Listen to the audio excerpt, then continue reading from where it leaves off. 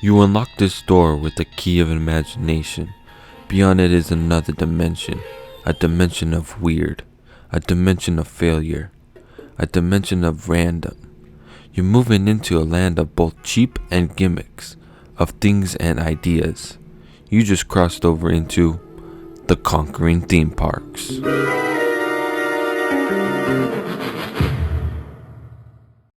This episode of Conquering Theme Parks is somewhat unique. This right here you may recognize as the California Adventures Tower of Terror. And we invite you, if you dare, to travel back into the Twilight Zone.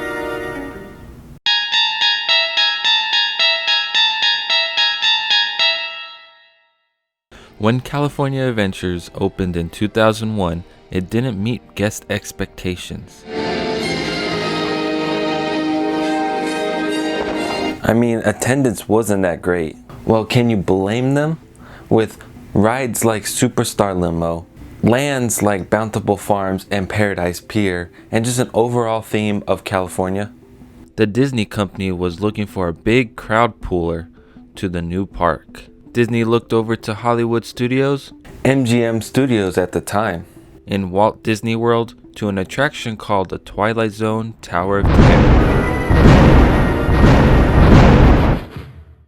A drop tower that's themed around the Hollywood Tower Hotel. It seems you're in luck. Something just opened up. When building the ride, Walt Disney Imagineers looked over to an elevator company named Otis to build the ride system. This was especially difficult for the Otis company because Disney was asking them to make an elevator that drops, which is completely opposite of what Otis tries to do with their elevators. The attraction actually drops faster than the speed of gravity, making you feel like you're floating in your seat. The attraction was built under 200 feet. Disney Imagineers did this because if the attraction was 200 feet or taller, they would have to put red lights on top for the airplanes, and that would take away from the creepiness of the attraction.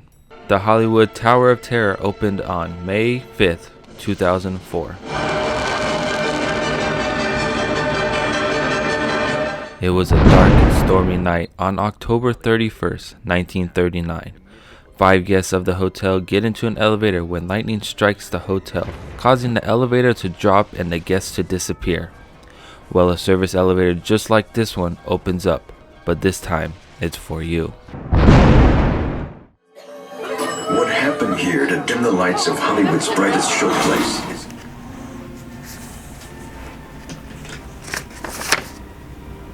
Oh shoot, I'm on the wrong floor. I'm on floor 13.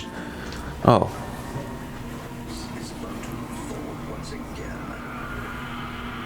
Those aren't grim grinning ghosts. I gotta go.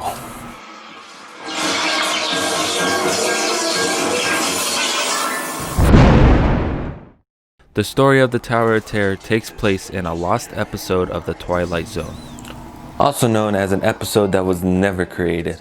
Rod Serling was the creator of the show The Twilight Zone, who was no longer around. He had gone into the Twilight Zone.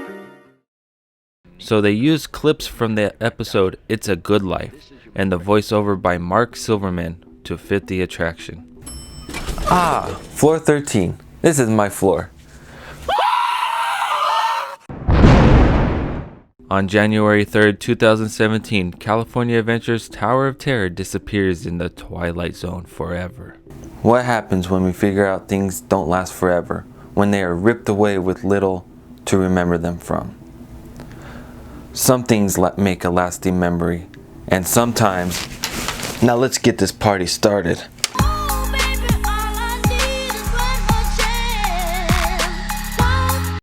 On May 27, 2017, The Collector took over the Hollywood Tower Hotel.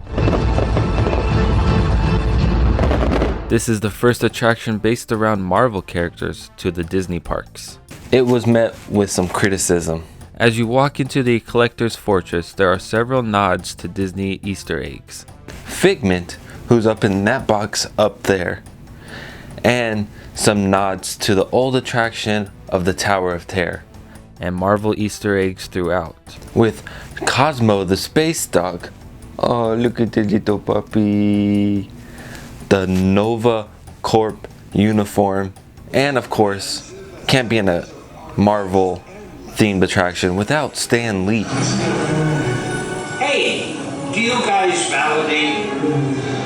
I really like when Disney does stuff like this where they throw old props from old attractions into new attractions so the memory never dies.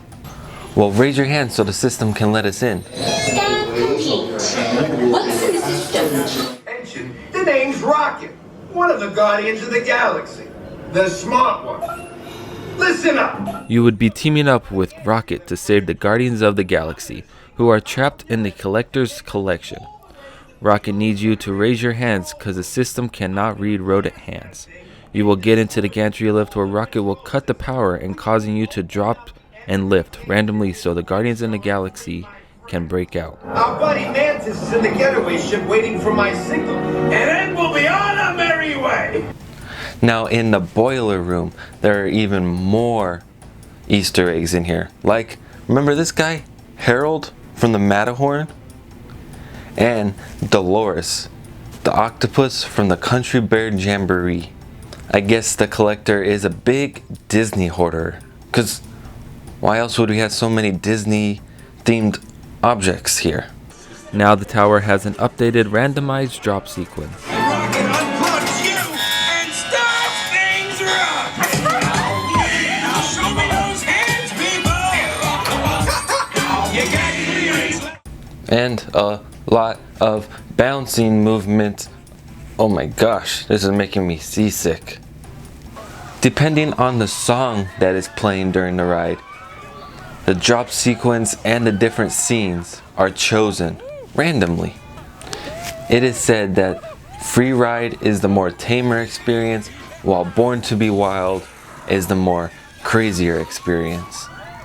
Other songs include Hit Me With Your Best Shot by Pat Benatar, Burning Love by Elvis Presley, I Want You Back, Jackson 5, and so many more songs. This edition was the first piece to the bigger picture of Marvel's Avengers Campus. Well, I hope you guys liked this episode of Conquering Theme Parks where we conquered the Twilight Zone and Avengers with the rock on music.